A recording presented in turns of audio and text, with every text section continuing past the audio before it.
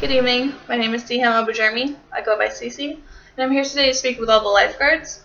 I've been a lifeguard since I was 16, and I'm 22 now, so I've been a lifeguard for 6 years. I can tell you that being a lifeguard is a very easy job, and I understand a lot of lifeguards are 16, 17 years old, some are 18.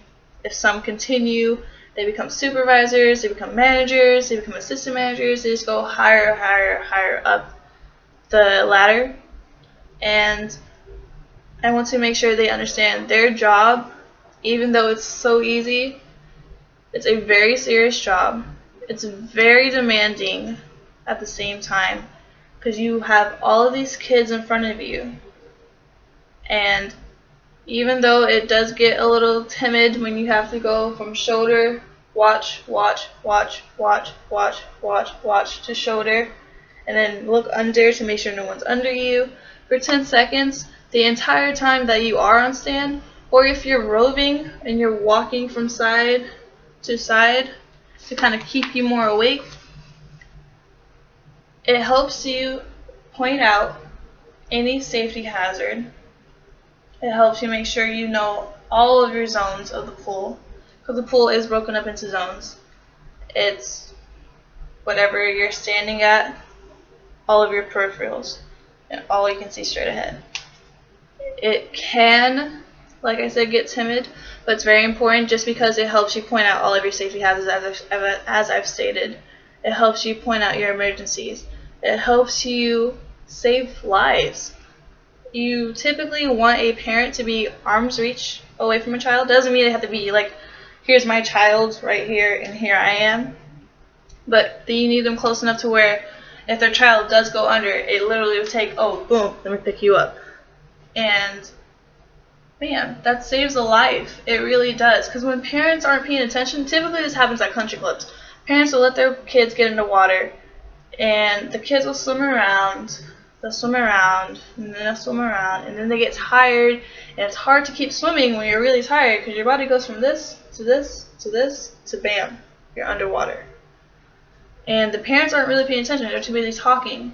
And as I said, it does typically happen at country clubs just because they are a bit more privileged.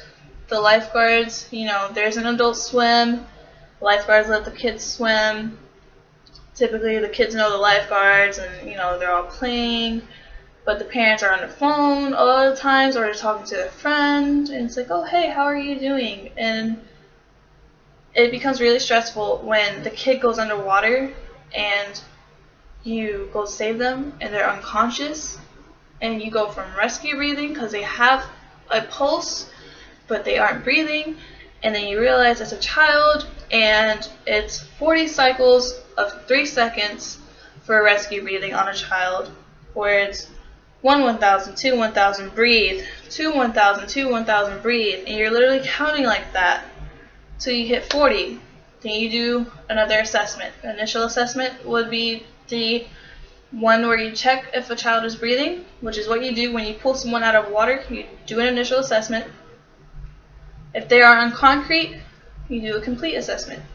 If you did the initial assessment and you went through all your rescue breathings, nothing was blocking the way of their airways, you go into a complete assessment where you check their breathing from both nose and mouth. You check their pulse. And if they don't have either, you go straight into CPR. It's very important that when you are at in-service, you're paying attention to your CPR, because it's very difficult when one person knows their CPR and they know their rescue breathing cycles and they know how to do everything, and then you have your secondary guard coming in and they're freaking out, they're panicking, they don't know what to do. You need your secondary guard there, so your secondary guard can give the breaths while you are doing your chest compressions. Remember, chest compressions need to be arms straight. And you are pumping literally like this. Never bend your arms when you are doing chest compressions. Why? Because you lose your movement. So please, please, please take your job seriously. It is a very hard job. It is very traumatizing when a child dies on you because you forgot how to do CPR. Or if they just die on you while you're giving them CPR because you're too busy waiting for EMS to arrive, and EMS takes forever. As long as you know how to do your CPR, As long as you know how to use your AED, you should be fine. Please take your job seriously. Thank you.